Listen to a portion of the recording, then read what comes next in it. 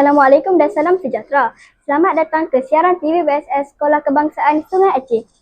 Saya, Siti Aisyah Humaira binti Abdul Rahman, membawakan liputan khas bertemakan Ilmu di Hati, Teknologi Memperkasakan Generasi.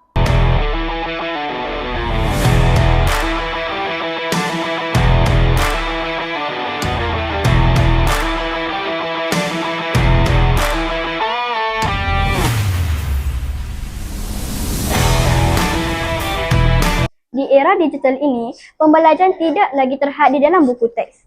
Teknologi membuka ruang luas untuk murid meneroka ilmu dengan lebih kreatif dan interaktif. Namun, tanpa ilmu di hati, teknologi boleh disalahguna. Pelbagai program telah dijalankan bagi membudayakan ilmu dan kalangan murid.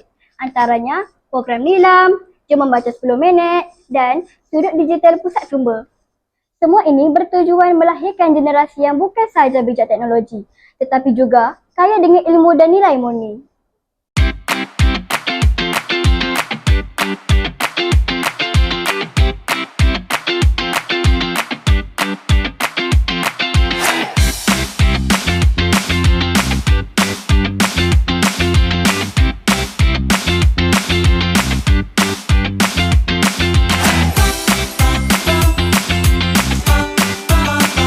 Assalamualaikum Aisyah. Waalaikumsalam. Apakah kelebihan belajar menggunakan teknologi? Saya lebih mudah faham dengan menggunakan video dan gambar. Belajar jadi lebih seronok. Apakah pesanan kepada rakan-rakan? Gunakan teknologi untuk menambah ilmu, bukan sekadar bermain. Baik, terima kasih Aisyah. Sama-sama.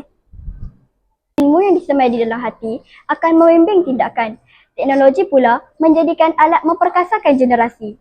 Gabungan kedua-dua mampu melahirkan generasi berfikiran kritis, generasi kreatif dan inovatif, generasi berakhlak dan berilmu.